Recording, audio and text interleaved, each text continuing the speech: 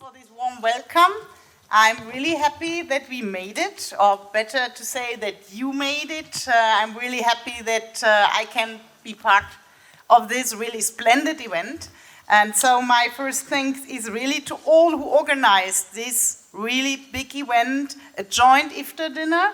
So thanks to the EGCC, thanks to the two ambassadors. So really a big applause, I think, for everybody. And it's great to see you all here in this room. I think this is a really, really big event, a really big sign of hope, bringing people together in a peaceful, trustful way, joined on the table. Yes, the table hopping was already mentioned. And we see how something can really develop and how we can take step by step, by significant steps, more and more friendship across the religions. The Abraham Accords, for me, are not purely a political thing. I mean, we discussed and we could follow all these estimated panelists this evening. And of course, there are a lot of questions of security, water projects, education, whatever. But I think that is especially something which is a sign of hope in our communities, which is inspiring intercultural get-togethers between local communities in the region, and as we see, even inspiring also new relationships here in Brussels, in all the communities abroad. And we see, and we could follow it also from the discussion, how the Abraham Accords has already contributed to more. I mean, that we have in Egypt in January this year, the Holocaust Remembrance Day for the second time in a row. You already mentioned, Mr. Ambassador, also the direct flights between Israel and the Abraham Accords countries. And I mean, nearly every flight is a new contact from people to people, is a new person you can meet, is somebody you can know better than you did before.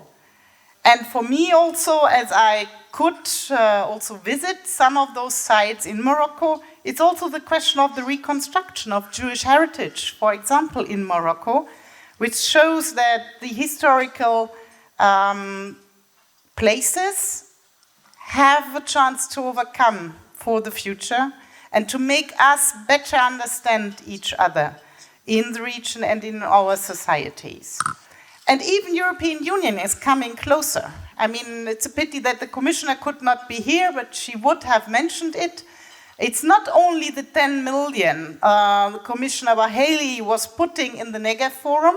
It's also, I see a lot of estimated colleagues from the Parliament, especially David Leger, who is the Spiritus Rector of the Abraham Accord Caucus, who is in the European Parliament. We will kickstart in some weeks, so we hope.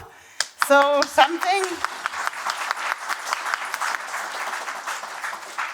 which is spreading out to bring together, to bring nearer by.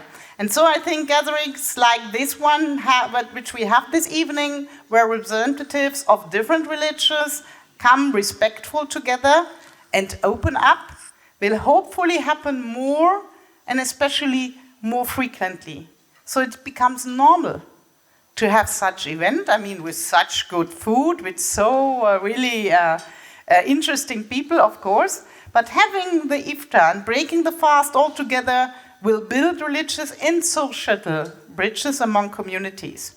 Gathering like this today will only further intensify and the contacts among the different communities, while at the same time reduce existing and deep-rooted prejudice towards each other. So to know each other better, I think, and there is really for my whole heart to believe in this, is by people contacts.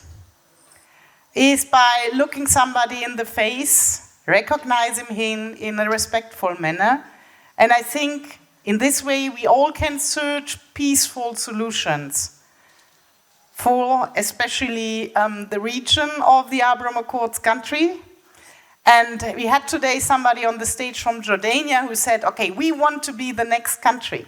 I really hope that at the end we can be so attractive with the Abraham Accords, and I say already we, the Abraham Accords, so attractive that we reach out to all the countries of the region and even to the Palestinians.